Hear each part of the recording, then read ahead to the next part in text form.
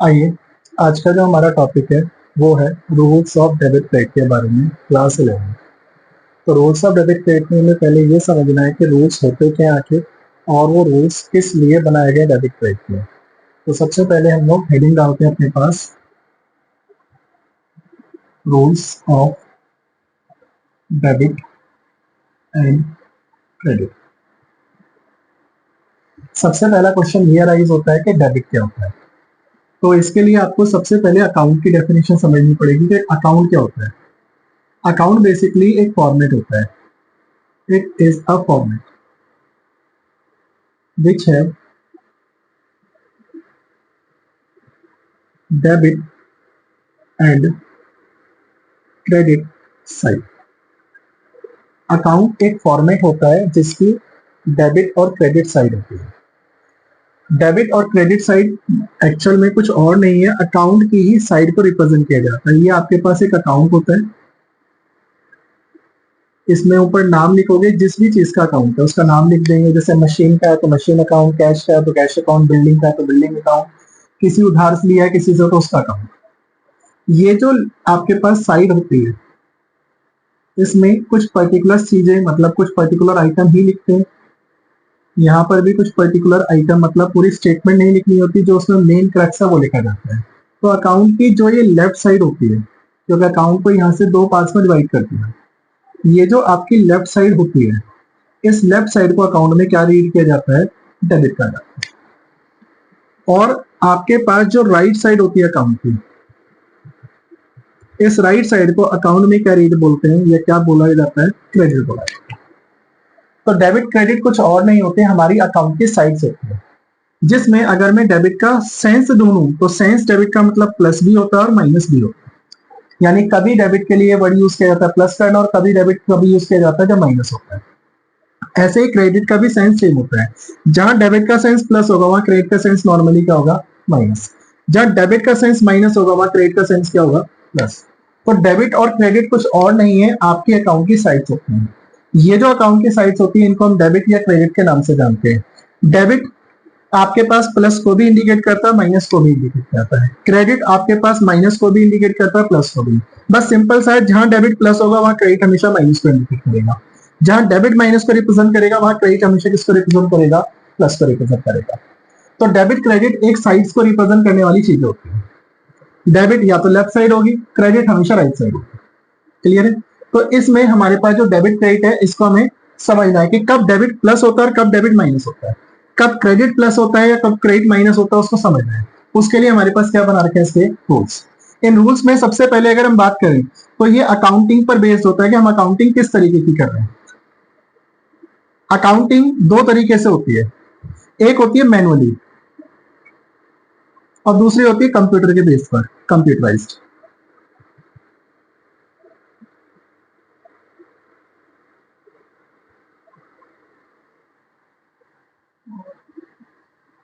जो manually accounting होती है, इस मैनुअल अकाउंटिंग को हम नॉर्मली किसके नाम से जानते हैं, ट्रेडिशनल अप्रोच के नाम से।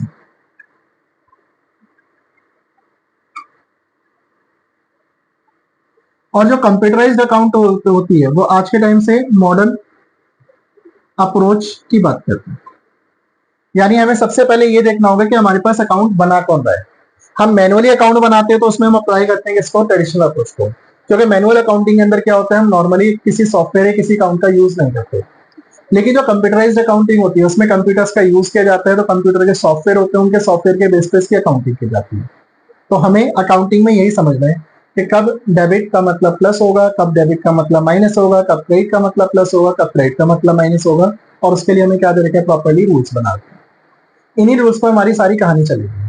आगे अकाउंटिंग में जितनी भी चीजें होंगी उनमें नॉर्मली डेबिट और क्रेडिट का ही सारा लेना है। बस ये ध्यान रखना है कि डेबिट क्रेडिट साइड को रिप्रेजेंट करने वाली चीजें होती है। लेफ्ट साइड को हमेशा डेबिट बोला जाता है और राइट साइड को हमेशा क्रेडिट बोला जाता है। यहाँ पर एक बात आपको और ध्यान रखनी है कि डेबिट प्लस और माइनस दोनों को इंडिकेट कर रहा है। कभी डेबिट का सेंस प्लस होगा, कभी डेबिट का सेंस माइनस, कभी क्रेडिट का सेंस प्लस होगा, कभी क्रेडिट का सेंस माइनस। उस सेंस को समझने के लिए हमें क्या पढ़ने पड़ रहे हैं, इसके रूल्स। रूल्स के लिए कहते हैं कि अकाउंटिंग कैसे की जाती है। पहले ये देखो, अगर अकाउंटिंग आपकी मैनुअली होती है जिसको हम ट्रेडिशनल अप्रोच बोलते हैं, तो उसकी अकाउंटिंग अलग करेंगे। दूसरी अकाउंटिंग आपके पास कंप्यूटर बेस्ड होती है, इसको हम क्या बोलते हैं, कंप्यूटराइज्ड अकाउंटिंग बोलते हैं। ठीक है, कंप्यूटराइज अकाउंटिंग के लिए मॉडर्न अप्रोच यूज करते हैं। हमें दोनों ही अप्रोच समझ के उसके रूल्स के बारे में समझना है कि कब डेबिट प्लस को इंडिकेट करेगा, कब क्रेडिट प्लस को करेगा, कब डेबिट माइनस को करेगा, कब क्रेडिट माइनस को करेगा। ठीक है, आइए तो पहले हम अप्रोच लेते हैं traditional approach.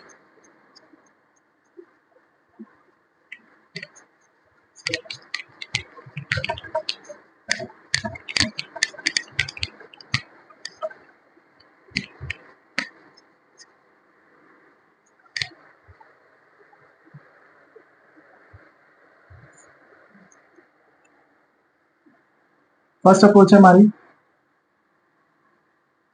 Traditional approach. Traditional approach को ही हम गोल्डन रूल्स ऑफ अकाउंट्स के नाम से जानते हैं,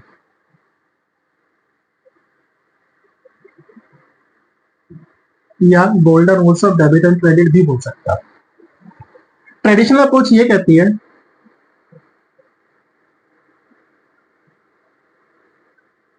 कि हमारे पास जो अकाउंट्स होते हैं वो बेसिकली 3 तरीके के होते हैं, बट ब्रॉडली इनको पहले 2 पार्ट्स में डिवाइड किया गया, फर्दर उनको 3 बना दिया जाता है। पहले अगर हम बात करें तो अकाउंट हमारे पास या तो पर्सनल नेचर का होगा या इम्पर्सनल नेचर का अकाउंट होगा। यानी हमारे पास जो अकाउंट्स हैं वो 2 तरीके के होते हैं। एक होता है पर्सनल नेचर, जिसमें पर्सन को डील करता है। पर्सन मतलब ह्यूमन बीइंग भी हो सकता है, आर्टिफिशियल भी हो सकता है, रिप्रेजेंटेटिव हो सकता है। पर्सनल मतलब आपके पास जो पर्सन से डील कर रहा है, नाम ही बता रहेगा, जो पर्सन की आइडेंटिटी कैरी करता हो। इम्पर्सनल मतलब जो पर्सन के अलावा रहेगा वो सारे के सारे इम्पर्सनल हो जाते हैं। तो पर्सनल में बेसिकली क्या होते हैं, ये डील करते हैं विद पर्सन्स। यहां पर्सन की बात की जाए तो पर्सन बेसिकली 3 तरीके के कैटेगराइज होते हैं। पहले होते हैं नेचुरल पर्सन, जिसमें कि हम लोग आते हैं, ह्यूमन बीइंग आते हैं, हमारी अपनी आइडेंटिटी होती है। ऐसे ही दूसरे होते हैं हमारे पास आर्टिफिशियल।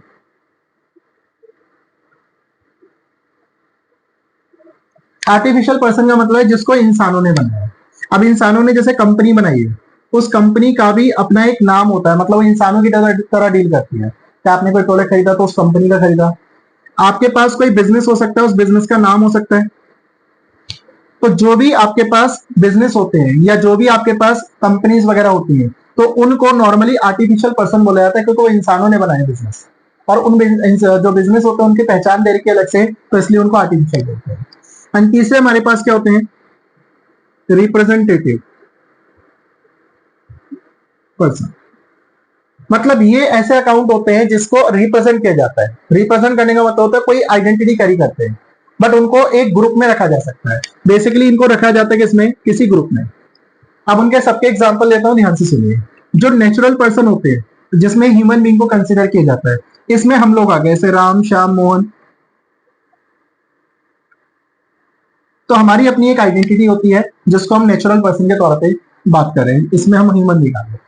दूसरा आर्टिफिशियल पर्सन की बात करें, जिसमें कंपनी या बिजनेस के नाम आ गए। जैसे आपने सुना होगा रिलायंस कंपनी, आपने सुना होगा टाटा कंपनी, आपने सुना होगा state bank of India, Punjab national bank.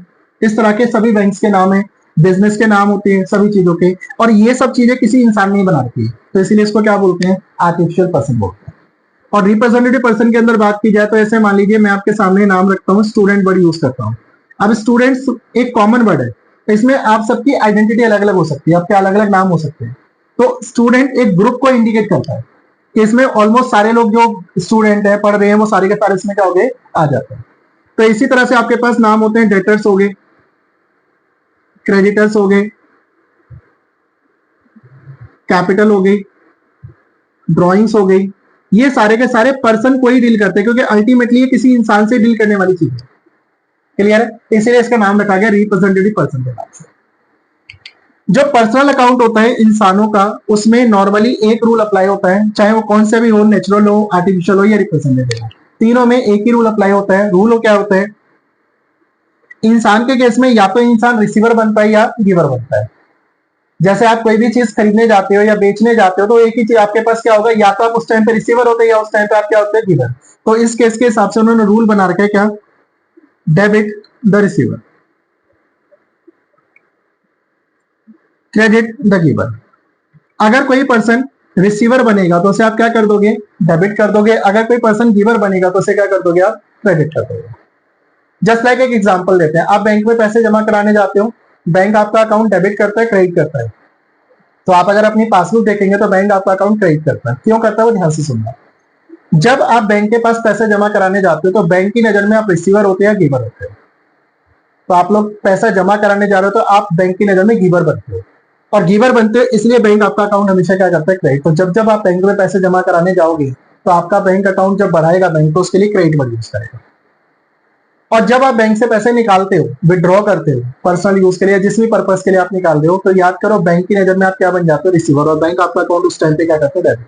तो जब भी आप अकाउंट से पैसे निकालते हो, एटीएम से पैसे निकालते हो, तो आप मैसेज आते हैं कि आपका अकाउंट डेबिट हो गया, क्योंकि आप उस टाइम पे रिसीवर बन जाते हो। और जब आप बैंक में जमा कराने जाते हो तब मैसेज आता है कि आपका बैंक अकाउंट क्रेडिट हो गया, क्योंकि उस टाइम पे आप क्या बनते हो, गिवर। तो debit the receiver, credit the giver, ये आपका रूल अप्लाई होता है। किसमें, पर्सनल अकाउंट। दूसरे टाइप के आपके पास जो अकाउंट है उसका नाम था इम्पर्सनल अकाउंट। इम्पर्सनल अकाउंट को दो पार्ट्स में डिवाइड किया जाता है, मतलब जो पर्सन से डील नहीं करता। तो पर्सन से जो डील नहीं करता उसके अंदर आपके पास जो नाम आता है उसमें सबसे पहला नाम आता है रियल अकाउंट का, और दूसरा आता है आपके पास नॉमिनल अकाउंट। रियल अकाउंट का मतलब होता है वो अकाउंट जो एसेट से डील करता है, deals with assets, other than those assets which are covered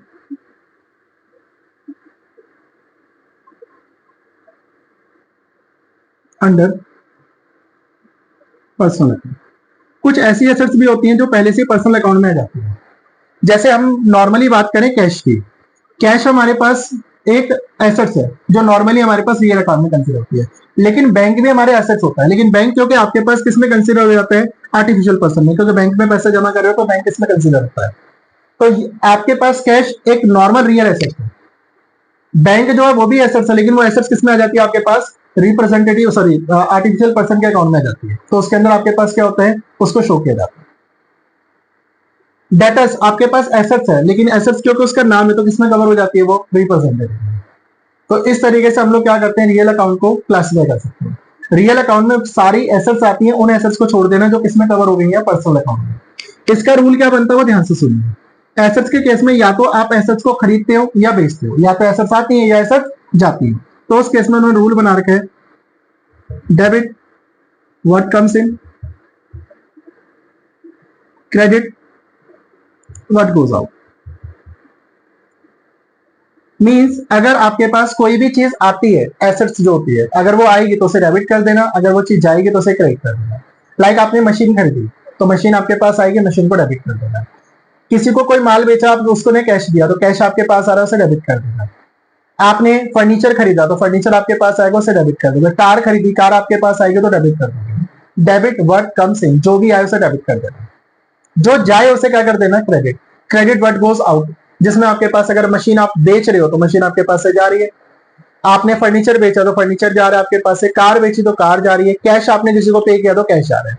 तो सिंपल सा रूल होता है, अगर आप अपनी एसेट्स को नॉर्मली देखोगे तो या तो एसेट्स आती है या एसेट्स जाती है, आएगी तो डेबिट कर देना, जाएगी तो क्रेडिट कर देना। तीसरा एंड लास्ट रूल होता है हमारे पास नॉमिनल अकाउंट। नॉमिनल अकाउंट मतलब जो आपके बाकी चीजें रहेगी उनको कवर करने के लिए यूज करते हैं। नॉमिनल बेसिकली खर्चे, इनकम, लॉस, एक्सपेंसेस की बात करता है। तो ये डील्स करता है with expense, losses and incomes, gains. ये अकाउंट से रिप्रेजेंट किया जाता है किसके लिए, नॉमिनल अकाउंट जो खर्चे वगैरह होते हैं, इनकम वगैरह होती है उनके लिए।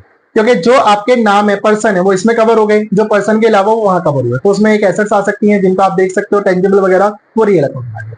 इसके अलावा भी आप कुछ ना कुछ काम किसी न किसी से लेते हो, खर्चे करते हो, रेंट वगैरह पे करते हो, रेंट रिसीव भी करते होगे, तो आपके पास इस तरह के जो इनकम या एक्सपेंसेस होते हैं वो सारे के सारे किसमें चले जाते हैं, नॉमिनल अकाउंट में।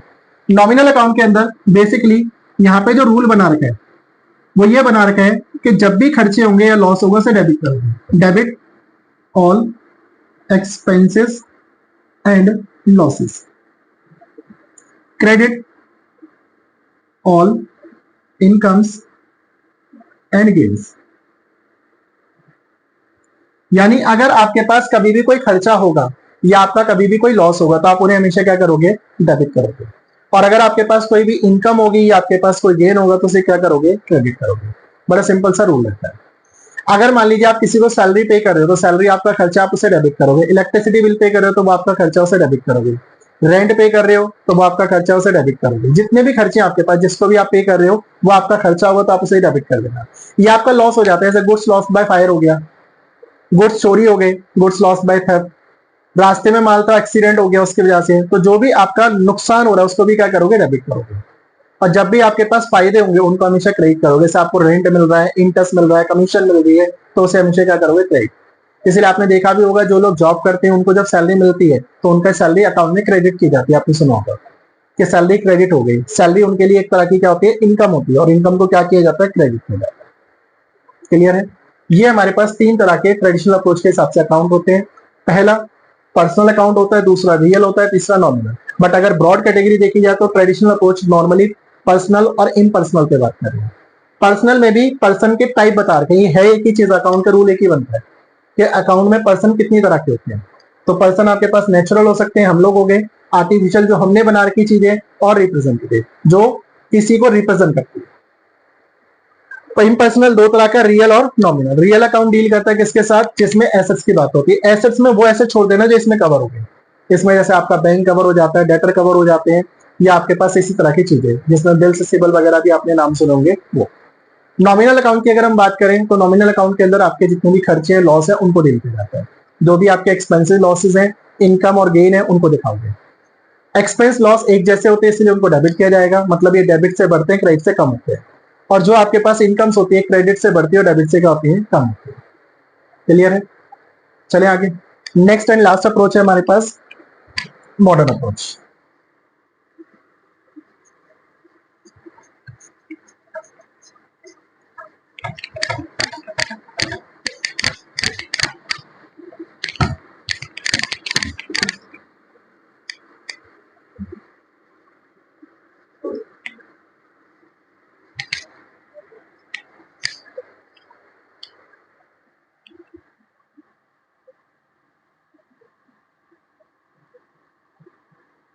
मॉडर्न अप्रोच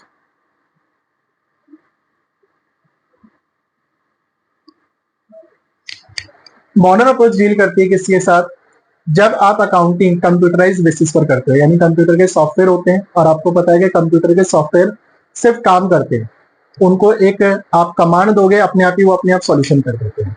यानी आपके पास जितनी भी चीजें होती है कंप्यूटर के हिसाब से करी जाती है, तो उसमें कंप्यूटर को ये नहीं पता कि पर्सनल अकाउंट की बात करें, रियल अकाउंट की बात करें, नॉमिनल अकाउंट की, क्या आ रहा है क्या जा रहा है, कंप्यूटर को नहीं पता। बट अकाउंटेंट को पता होता है, लेकिन उसको अकाउंटिंग करने के लिए एक सिंपल वे बता दी गई कंप्यूटर के लिए, क्योंकि कंप्यूटर से काम करना थोड़ा इजी रहता है। तो कंप्यूटर में डायरेक्टली ऐसा सॉफ्टवेयर डेवलप किया गया है जिससे आप अकाउंटिंग आराम से कर सकते हो। और अकाउंटिंग में उसको कमांड दे देते हैं तो उसके बेसिस पर वो उसी हिसाब से सोचता है। तो कहता है अगर आप मॉडर्न अप्रोच से काम कर रहे हो, मॉडर्न अप्रोच का दूसरा नाम कंप्यूटराइज्ड अकाउंटिंग भी होता है।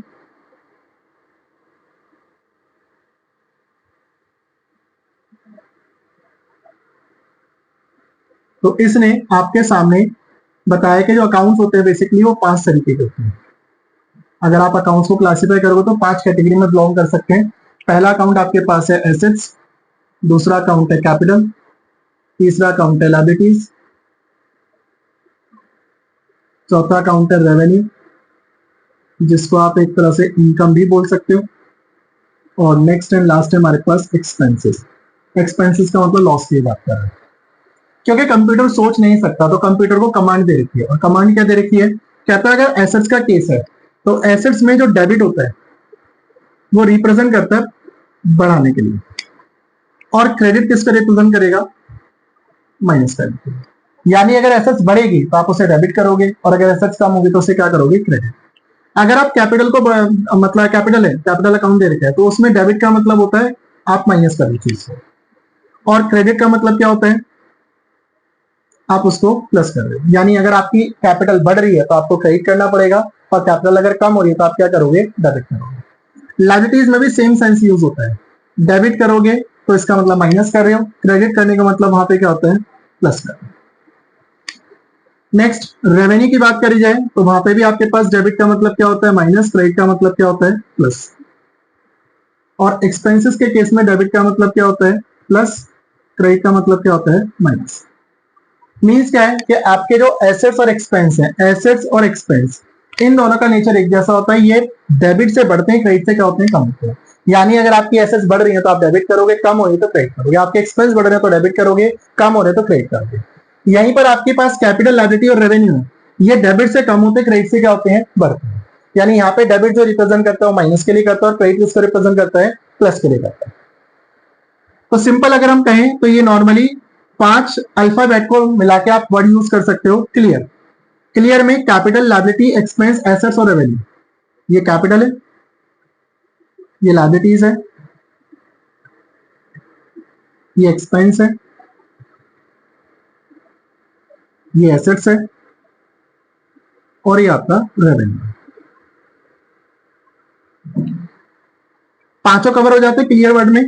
ये पांचों टाइप के अकाउंट्स आ जाते हैं। इनमें जो आपके पास वोवेल्स होते हैं, ये ए और ई, ये आपके पास वोवेल्स हैं। ये वोवेल्स दोनों एक ही तरह से डील करते हैं। डेबिट इनमें प्लस को रिप्रेजेंट करता है, क्रेडिट इसमें माइनस को रिप्रेजेंट करता है। इसके अलावा आपके पास कॉन्सोनेंट रहेंगे, कैपिटल, लायबिलिटी और रेवेन्यू। ये आपके पास कॉन्सोनेंट है, और कॉन्सोनेंट से इस वजह से आपके पास डेबिट का मतलब यहाँ पे माइनस होगा, क्रेडिट का मतलब यहाँ पे प्लस होगा। कैपिटल, लायबिलिटी, रेवेन्यू ये डेबिट से कम होते हैं और क्रेडिट से क्या होते हैं, बढ़ते हैं। ये आपका रूल्स ऑफ डेबिट क्रेडिट का टॉपिक था। बस आपको बस ये ध्यान रखना है कि कौन सी अप्रोच से करो। आंसर दोनों ही अप्रोच से आते हैं, सेम आते हैं, बट आपको ये देखना है कि जिससे आपको इजी लगे उस तरीके से आप कर सकते हो। ट्रेडिशनल अप्रोच में 3 अकाउंट बता रखे हैं, पर्सनल, रियल और नॉमिनल। पर्सनल अकाउंट आपके पास कहता है debit the receiver, credit the giver.